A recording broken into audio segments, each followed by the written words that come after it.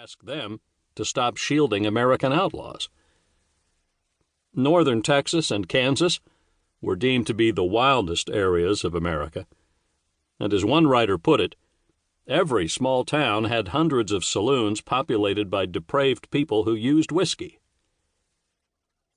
It was also very difficult to find anyone who was prepared to wear a badge and enforce the law. A perfect example of this is in the memoirs of a man called Bob Wright, one of the founders of Dodge City. He wrote that when Dodge City sprang up, the nearest law was over 90 miles to the northwest in Hays City. People in Dodge had to settle any disputes themselves, one way or another, with handgun, shotgun, or rifle. The outlaws, who were the scourge of the West for a number of years, were not, as some dime novelist put it, the Robin Hoods of the West. Far from it. The majority were just a collection of vicious, violent, devious lowlife who showed a complete disregard for anyone or anything. They spent their ill-gotten gains on women, gambling, and whiskey, and displayed little or no respect for civilized behavior, the law, or compassion for their fellow man. The following stories are just a few of the outlaws that terrorized the West in its formative years. Chapter 1. William Clark Quantrill. During the American Civil War, a number of outlaws operated under the guise of guerrillas, fighting on the side of the Union or the Confederacy. Amongst the worst of these was a band led by William Clark Quantrill, which came to be known as Quantrill's Raiders. They consisted of supporters of the Confederacy and operated by harassing the Union Army and attacking their supply lines. Initially, senior Confederate officers encouraged their raids on the enemy, but as time went on, the raiders became more and more barbaric, feeling they had the freedom to do whatever they wanted to, looting, raping, and killing without reason, all under the flag of the Confederacy. William Quantrill was born in Canal, Dover, Ohio, on 31 July 1837, the oldest of 12 children. His childhood was marred by an abusive father who died, leaving the family destitute and with large debts.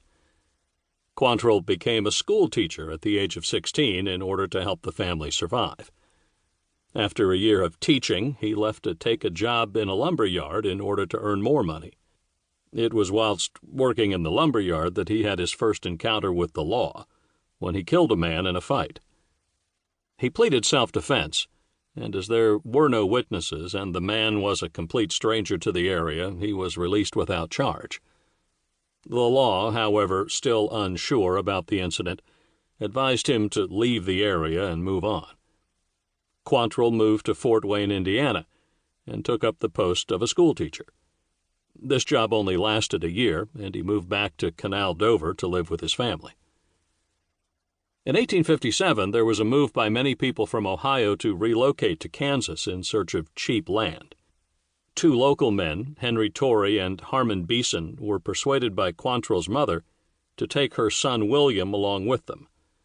The two men agreed to pay for a parcel of land for the Quantrills in return for several months' work from William. Torrey, Beeson, and Quantrill settled in Merdocine, Kansas, and purchased some land for the three of them.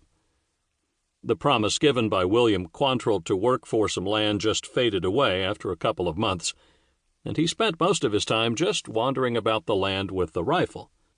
Because of this, Torrey and Beeson laid claim to the land they had purchased for Quantrill and, in a court case, were awarded compensation, of which they only received a small part.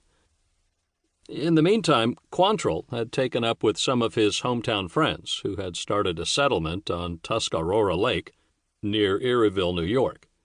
This arrangement lasted for only a couple of months as Quantrill was caught stealing from some of the other settlers' cabins and he was thrown out of the settlement.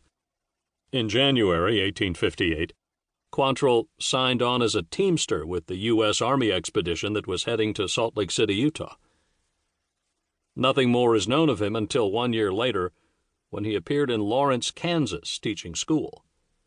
The school closed the following year, leaving Quantrill unemployed.